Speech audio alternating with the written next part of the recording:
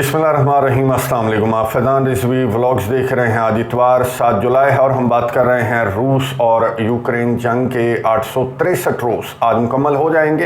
Hungary के prime minister Victor ऑरबान आपको मालूम है कि अमन मिशन पर निकले हुए हैं। पहले कीव का दौरा किया और फिर मॉस्को पहुंच गए। रशिया के सदर व्लादिमीर पुतिन से मुलाकात की। बहुत ज़्यादा क्रिटिसाइज किया जा रहा है नेटो मुल्क हंगरी के सरबराह विक्टर ऑरबान को कि ये आपने क्या हरकत की, अपने ब्लॉक और यूरोपियन यूनियन और नेटो के ब्लॉक के अगेंस्ट जाकर ये जो आपने व्लादिमीर पुतिन से मुलाकात की है, तो आपने सारे के सारे किए किराए पर पानी फेर दिया है। अब विक्टर ऑरबान को ज़्यादातर नेटो ममालिक तो क्रिटिसाइज कर रहे हैं जो अमेरिका के बहुत ज़्यादा क्लोज हैं, लेकिन कुछ ममालिक ऐसे भी हैं जिन्होंने हंगरी के प्राइम मिनिस्टर विक्टर ऑरबान को इस अमन मिशन में ज्वाइन कर लिया है, और वो भी नेटो के लीडर समिट से 2 रोज़ कबल 2 मजीद नेटो कंट्रीज़ ने हंगरी के प्राइम मिनिस्टर को ज्वाइन किया है। वो दोनों नेटो कंट्रीज़ कौन से हैं वो भी आपको बताऊंगा।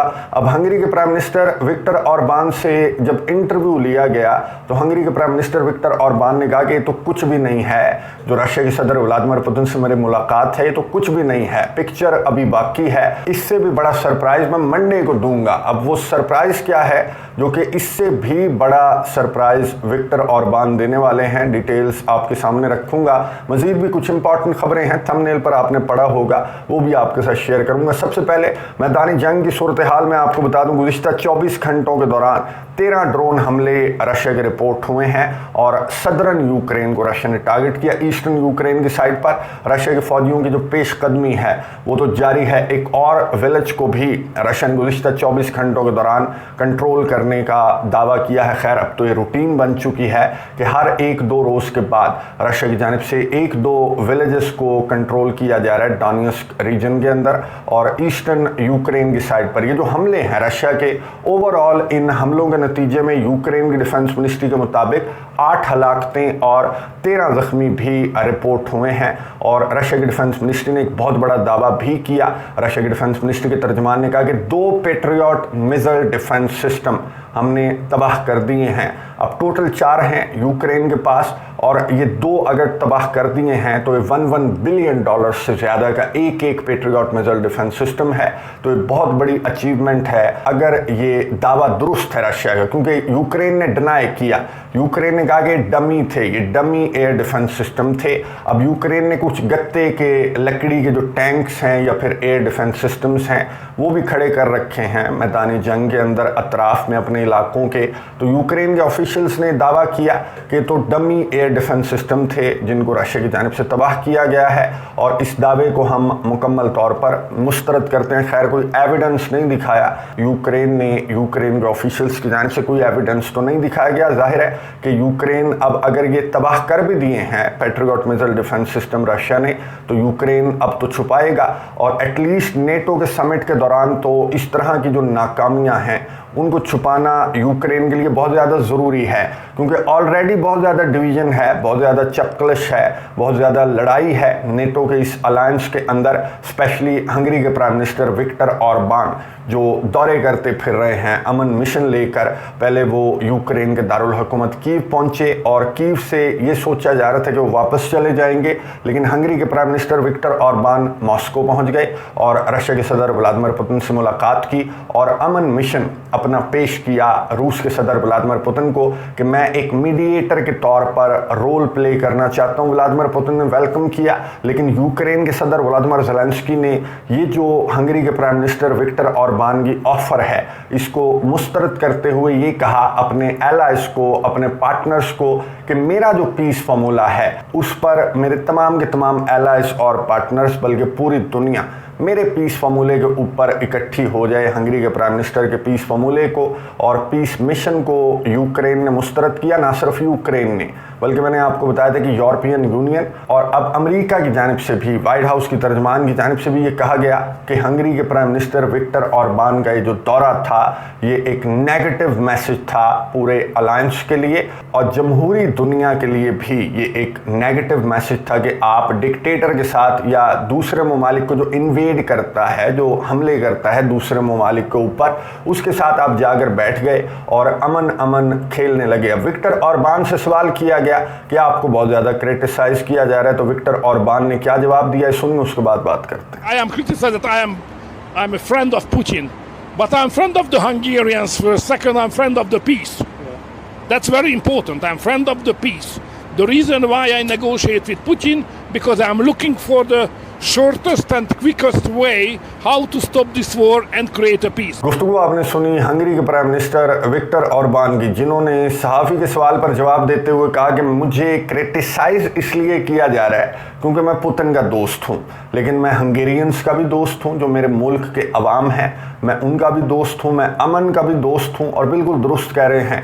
यही वजह है कि दीगर जो नेटो ममालिक हैं, 2 नेटो कंट्रीज़ हैं जिन्होंने हंगरी के प्राइम मिनिस्टर को इस अमन मिशन में ज्वाइन किया है। सबसे पहले स्लोवाकिया, ऑब्वियस था कि रॉबर्ट फिट्सो तो ज्वाइन करेंगे। रॉबर्ट फिट्सो की जानिब से जो बयान सामने आया, रॉबर्ट फिट्सो ने कहा कि अगर मेरी सेहत ठीक होती, अब आपको मालूम है कि रॉबर्ट फिट्सो पर हमला हुआ था और ये हॉस्पिटल मुंतकिल रहे 1-1.5 महीना तक, और अभी भी इनकी सेहत जो है वो मुकम्मल तौर पर ठीक नहीं है। और ये जो हमला था इसकी वजह भी यही थी कि इनका यूक्रेन जंग को लेकर जो स्टांस है वो नेटो से मुख्तलिफ है। रॉबर्ट फिट्सो ने कहा कि अगर मेरी सेहत ठीक होती तो मैं भी विक्टर ऑर्बान के साथ मिलकर मैं रशिया जाता और यूक्रेन जंग को ख़त्म करने के लिए मैं विक्टर ऑर्बान का पूरा साथ देता। ना सिर्फ स्लोवाकिया बल्कि बल्गारिया की जानिब से भी।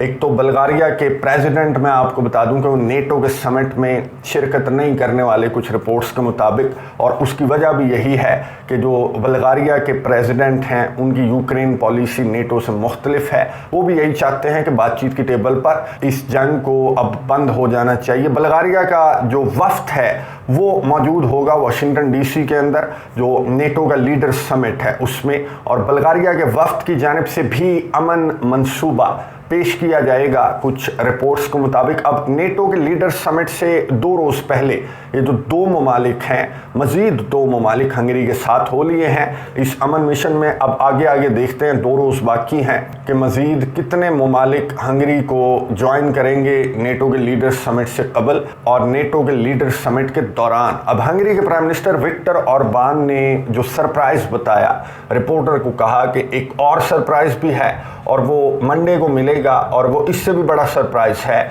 जिस पर इतना ज़्यादा मुझे क्रिटिसाइज़ किया जा रहा है कि व्लादिमीर पुतिन से इससे मुलाकात कर ली। तो इससे भी बड़ा सरप्राइज़ विक्टर ऑर्बान क्या दे सकते हैं? मेरी अंडरस्टैंडिंग के मुताबिक डोनाल्ड ट्रंप से विक्टर ऑर्बान मुलाकात कर सकते हैं, और डोनाल्ड ट्रंप से ऑलरेडी भी विक्टर ऑर्बान मुलाकात करते रहते हैं। और इस मुलाकात का मकसद ये हो सकता है कि जो डोनाल्ड ट्रंप हैं उन्होंने जो डिबेट हुई, जो बाइडन के साथ पहली डिबेट थी, उसके दौरान डोनाल्ड ट्रंप ने ये कहा था कि मेरे पास एक फार्मूला है, लेकिन मैं वो फार्मूला अभी तो नहीं बताऊंगा, जब मैं प्रेसिडेंट बनूंगा तो मैं उस फार्मूले के तहत इन दोनों ममालिक के दरमियान जंग बंद करवा सकता हूं। तो हो सकता है कि हंगरी के prime minister Viktor Orban Donald Trump से मुलाकात करें और वो फार्मूला पूछें, क्योंकि अब मीडिएटर तो हंगरी के प्राइम मिनिस्टर विक्टर ऑर्बान बन चुके हैं। और ना सिर्फ हंगरी के प्राइम मिनिस्टर बल्कि यूक्रेन के सदर व्लादिमीर ज़ेलेंस्की ने भी डोनाल्ड ट्रंप से कहा कि आप वो फार्मूला बता दें, वो जादू की छड़ी दिखा दें जिससे आप ये जंग बंद करना चाहते हैं, तो हम भी उस पर गौर कर लेंगे। लेकिन डोनाल्ड ट्रंप की जानिब से डिस्क्लोज नहीं किया गया कि उनके पास क्या फार्मूला है। और हंगरी के प्राइम मिनिस्टर विक्टर ऑर्बान ने भी, मैं आपको बता दूं कि डिस्क्लोज कुछ नहीं किया कि मंडे को उनका सरप्राइज क्या होने वाला है। अब मंडे को मालूम होगा कि विक्टर ऑर्बान का, कल पता लग जाएगा कि सरप्राइज विक्टर ऑर्बान का क्या होगा। बहरहाल ये जो डिवीजन है नेटो कंट्रीज के अंदर ये साफ नजर आ रही है, और नेटो के लीडर समिट के दौरान भी ये तकसीम हमें साफ नजर आएगी। और दूसरी जानिब जो रशिया का ब्लॉक है, जो रशिया के इत्तेहादी हैं, जो रशिया के रिलेशंस हैं, वो इतने ज़्यादा बढ़ रहे हैं। अब नरेंद्र मोदी दौरा करने वाले हैं रशिया का। चाइना का जो फौजी दस्ता है वो बेलारूस पहुंचा हुआ है। यहाँ पर ड्रिल्स की जा रही हैं चाइना और बेलारूस मिलकर। पहले तो रशिया और बेलारूस ड्रिल्स किया करते थे, लेकिन चाइना का बेलारूस के अंदर मौजूद होना ही एक बहुत बड़ा मैसेज है यूक्रेन के लिए भी और अमेरिका और उसके इत्तेहादियों आतंकवादियों के लिए, अमेरिका और उसके अलायंस के लिए भी एक बहुत बड़ा मैसेज है कि चाइना के फौजी अब बेलारूस में भी मिलिट्री ड्रिल्स कंडक्ट करने लगे हैं। और अफ्रीका से भी नेटो को सरप्राइज मिला है। अफ्रीका के अंदर जो ECOWAS है, वेस्ट अफ्रीकन स्टेट्स की ये एक यूनियन है जिससे 3 कंट्रीज ने खुद को अलहदा कर लिया, माली, बर्किना फासो और निजेर। अब ये जो तीनों कंट्रीज हैं ये प्रो रशियन कंट्रीज हैं और ये जो ब्लॉक है ये प्रो नेटो ब्लॉक है। ये नेटो और अमेरिका, फ्रांस, बरतानिया के पिट्ठू हैं, क्योंकि जो वेस्ट अफ्रीकन कंट्रीज थे ये आपको मालूम है कि ब्रिटिश और फ्रेंच कॉलोनीज रहे बहुत अरसे तक, और इनके जो मादनियात हैं, इनके जो रिसोर्सेज हैं, उनको ये मिसयूज़ करते रहे, फ्रांस स्पेशली और बरतानिया वगैरह। और आज़ादी के बाद भी, यानी कि इन ममालिक से निकल जाने के बाद भी जो फ्रांस है, बरतानिया है, वो इनकी मादनियात पर, इनके ज़खायर पर इनकी नज़रें रही। और इन 3 कंट्रीज़ को रियलाइज़ हो गया और रशिया ने रियलाइज़ करवाया कि अब तुम आज़ाद हो गए हो तो मुकम्मल तौर पर आज़ाद हो जाओ। ये नहीं कि तुम्हारी यूरेनियम जो है वो फ्रांस अपने मुल्क ले जाता रहे और वहाँ पर बिजली बनाता रहे। तो